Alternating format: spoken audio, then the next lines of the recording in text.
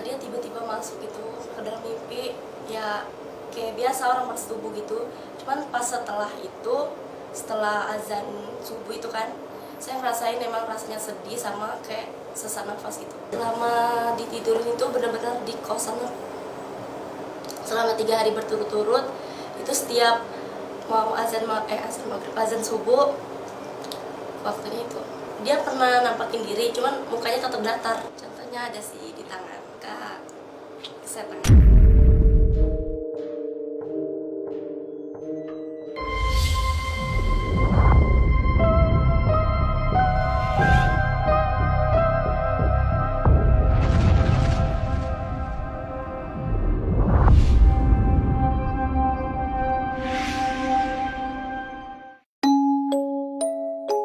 Perkenalkan, nama aku Silviana, biasa dipanggil Ana.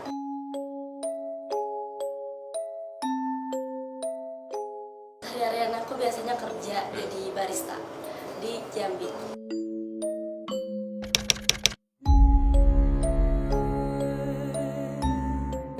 Beberapa waktu lalu ya kan, pernah sempat dimimpiin berturut-turut selama 3 hari.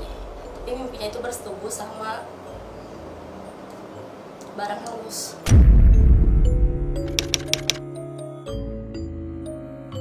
Waktu itu kemarin saya kan pulang kerja mungkin larut banget ya. Jadinya saya pulang itu langsung tidur, cuman pakai baju tank top gitu.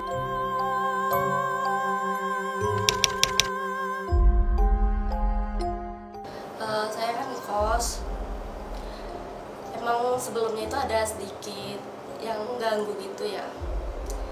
Dan itu pun aku kejadiannya jam agak mau sholat subuh gitu kan, udah mau azan subuh itu udah berhenti hilang.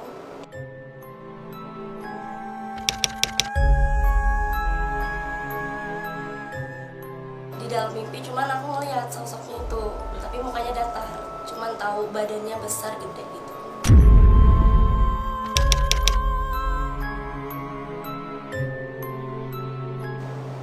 Yang aku cium aromanya itu kayak aroma bau amis. Ibaratnya dari jam 2:30 ya kan, 2:30 sampai mau azan subuh.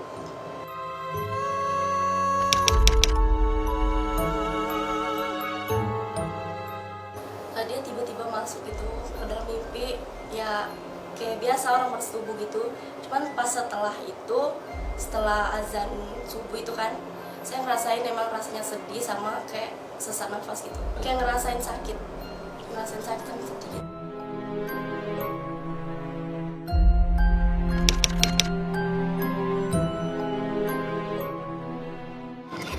Sering diganggu sih. Pernah saya ke kosan teman saya itu kan, saya lagi jalan tuh mau turun tangga, tiba-tiba kan tangga itu kan ada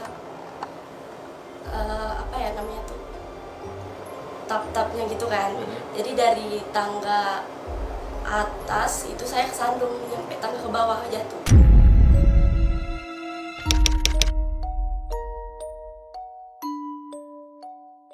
Kalau yang aku rasain itu, tapi pas aku ngelihat si sosok itu pas aku lagi di rumah, aku kan udah tidur nih, terus tiba-tiba kebangun, gak sengaja kelihat di ujung kamar.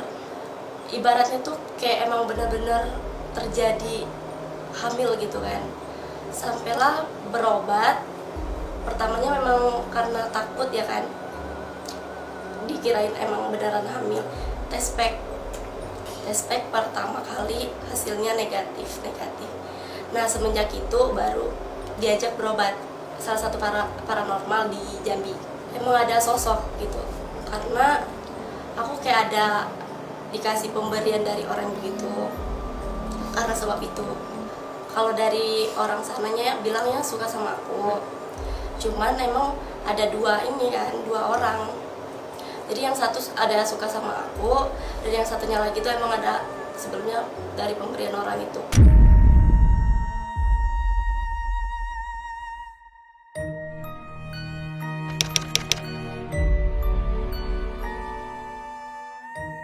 Sejenis kayak minyak gitu, cuman pernah aku bakar.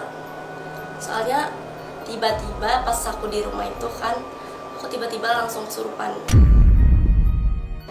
Kayak ada yang apa ya, ibaratnya yang ngendaliin diri. Terus kata, kan aku punya ini saudara nih, punya saudara. Terus kata saudaraku, aku nih nyuruh ngebakar semua yang ada gitu. Ada panas di dalam diri aku. Kayak tangan ditulis gambar-gambar gitu. Dia tuh kayak ada tulisan huruf-huruf kuno zaman dulu gitu ya. Sama tulisan Arab gundul. Aku nanya, ini gunanya untuk apa? Kata dia tuh untuk apa lah gitu, biar kita tahu aja gitu gimana, kayak apa ya, ibaratnya tuh energi kita bisa kelihatan dari orang itu katanya.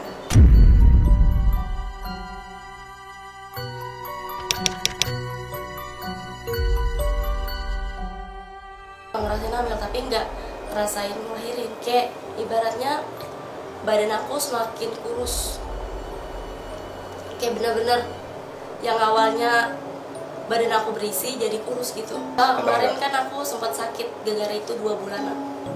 Jadi dari pemberian itulah mungkin katanya kan. Nah, isi dari dalam yang dikasih itu dia penunggunya. Dia sosok kuntilanak. Dia sering apa ya, ibaratnya tuh sering masuk ke dalam diri aku, cuman aku masih sadar. Jadi kalau seketika aku tiba-tiba ngelamun, nah itu dia mulai. Karena kalau misalnya aku dimasukin sama yang itu kan, aku masih sadar nih. Cuman di saat aku ngelamun ya, jadi aku sering kayak nyisir-nyisir rambut sendiri. Jadi sampai kayak mama aku tuh merhatiin aku, kalau aku lagi ngelamun pasti aku suka nyisir rambut sendiri. Tapi aku sadar kalau dia tuh masuk. Karena aku juga ini apa ya, kalau ibaratnya tuh bisa ngerasain. Enggak sih, dia cuman mau minta tolong gitu kan. Cuman aku nggak berani ambil alih gitu kan, nggak berani minta tolong. Ibaratnya tuh dia mau minta tolong aku, cuman aku nggak berani nolongin dia. Karena itu kan risikonya besar. Cuman minta ditemuin mayatnya. Selama ditidurin itu benar-benar di kosan aku. Selama 3 hari berturut-turut itu setiap mau azan maghrib, azan subuh, waktunya itu dia pernah nampakin diri, cuman mukanya tetap datar.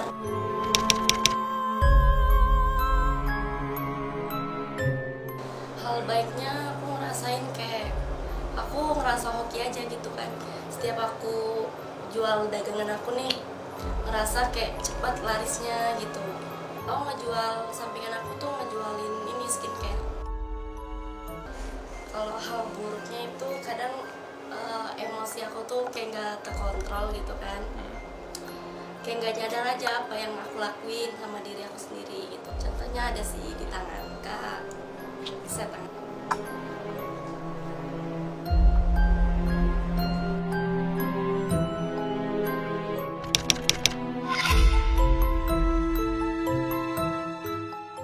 Awalnya sih kayak aku melihat salah satu paranormal juga kan, karena kalau misalnya di kota aku sendiri di Jambi tuh kayak udah banyak lah gitu kan paranormal yang aku temuin. Cuman aku lebih pengen nyari tahu aja diri aku nih sebenarnya kenapa gitu kan, ada sakit apakah gitu kan.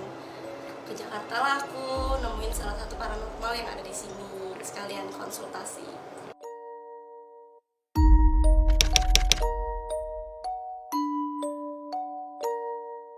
Udah sedikit membaik sih, merasa diri udah baik gitu. Berharap tidak ada gangguan-gangguan lagi dari yang lain itu.